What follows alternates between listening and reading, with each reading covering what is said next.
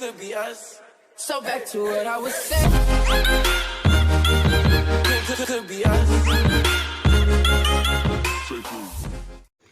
పొగ తాగటం, మద్యం సేవించటం ఆరోగ్యానికి హానికరం. Smoking, drinking injurious to health.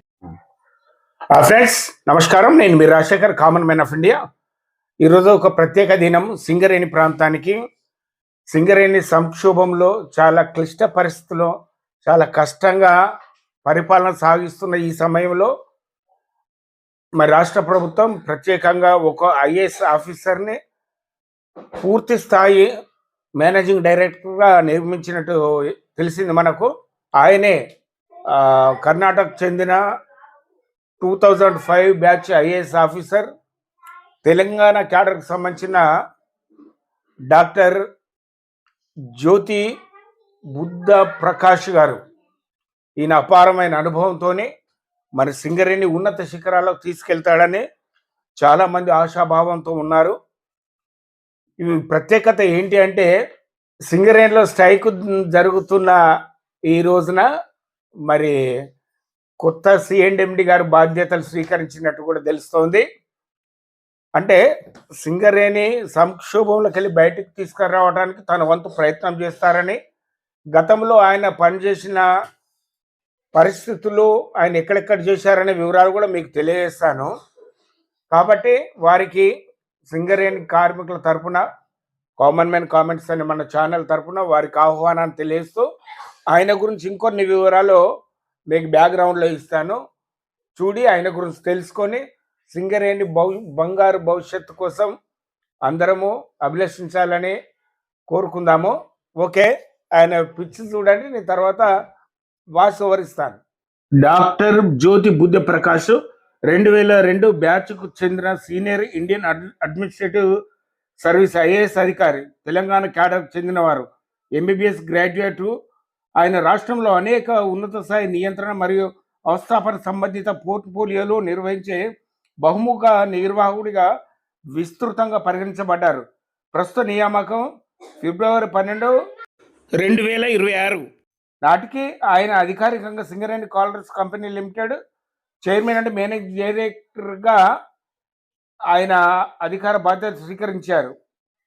ఆయన కీలకమైన అడ్మినిస్ట్రేషన్ పాత్రలు ఇవేవి అని మనం తెలుసుకోగలిగితే, ఆయన కెరీర్ మొత్తంలో డాక్టర్ ప్రకాష్ ముఖ్యమైన పదవులు నిర్మించారు. వాటిలో ప్రభుత్వ కార్యదర్శి, ఈయన ఇటీవల షెడ్యూల్ కులాలకు అభివృద్ధికి శాఖకు కార్యదర్శిగా పనిచేశారు. నెక్స్ట్ రెగ్యులేటరీ పోర్ట్ఫోలియోలు, ఈయన ట్రాన్స్పోర్ట్ కమిషనర్ మరియు commissioner and inspector general of registration and స్టాంపులు. అలాగే ల్యాండ్ రికార్డింగ్ అండ్ ప్లానింగ్, ఈయన సర్వే సెటిల్మెంట్స్, ల్యాండ్ రికార్డ్స్ కమిషనర్గా మరియు భూభారతి ప్రాజెక్టు డైరెక్టర్గా అదనపు బాధ్యతలు నిర్వహించారు. ప్రణాళిక విభాగం, ఈయన ప్రణాళిక విభాగానికి పూర్తి అదనపు బాధ్యతతో ప్రభుత్వ కార్యదర్శిగా పనిచేశారు. విద్యా నేపథ్యాన్ని గమనిస్తే ఇంతకుముందు చెప్పుకున్నట్టు medical degree MBBS Kasturba medical college Mangaluru నుంచి పట్టా తీసుకున్నారు. ఇంగ్లీషు, హిందీ మరియు కన్నడ భాషల ప్రావీణ్యం ఉంది.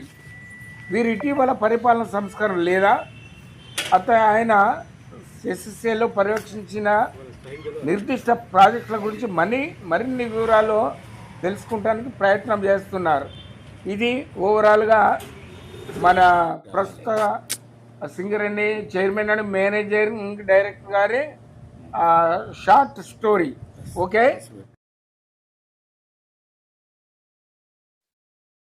Friends, good morning. నేను మీ Rajasekhar, common man of India. Friends, భారతదేశం వ్యాప్తంగా కార్మిక వ్యతిరేకమైన 4 కోడ్లు ఏవో వచ్చాయని చెప్పేసి ఐక్య కార్మిక సంఘాలు అంటే యూనియన్, జేఏసీ వాళ్ళందరూ కలిసి భారతదేశ వ్యాప్తంగా అన్ని పరిశ్రమలు, బ్యాంకులు, ఇతరత్ర ప్రభుత్వ రంగ సంస్థలు, ప్రైవేట్ రంగ సంస్థలు కలిపి ఒకరోజు బంధుకు పిలిపించాయి వ్యతిరేకంగా, ఆ 4 కోట్లకు వ్యతిరేకంగా. ఈ క్రమంలో మనము సింగరేణికి సంబంధించిన మందమరి ఏరియా KK5 బొగ్గు గని ప్రాంతంలో గేట్ వేసింది.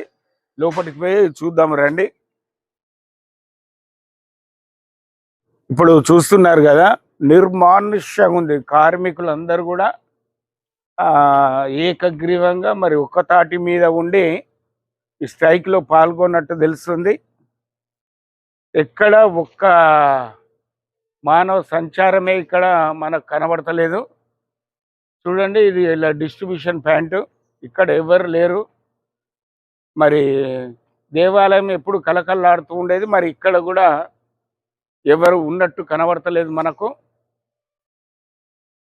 అటు ఇంజనీరింగ్ డిపార్ట్మెంట్ కానీ ఇక్కడ అంటే ఏ సెక్షన్ చూసినా కూడా మనకు నిర్మానుష్యంగానే కనబడుతుంది. అటు చూస్తే బ్యాంక్ హెడ్ మన అంటే బొగ్గు టబ్బులు వచ్చేసి ఉంటే చూడండి, అటు ఒకసారి దగ్గర రండి. అంటే కంప్లీట్గా సంపూర్ణంగా వీళ్ళు సమ్మెలో పాల్గొన్నట్టు మనకు తెలుస్తుంది. ఒక ఫ్రెండ్ నెక్స్ట్ ఇంకొక దగ్గరికి వెళ్దాం మనం.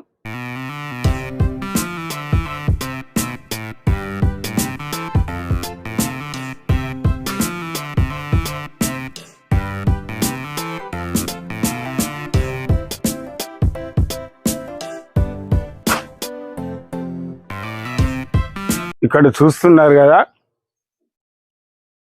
కార్మికులు వెహికల్స్ పెట్టుకునే షెడ్ ఇది. ఒక్కటంటే ఒక్కటి లేదు, దగ్గర దగ్గర ఎమర్జెన్సీ సర్వీస్ ఏమైనా ఉంటే 2-3 ఉండొచ్చు.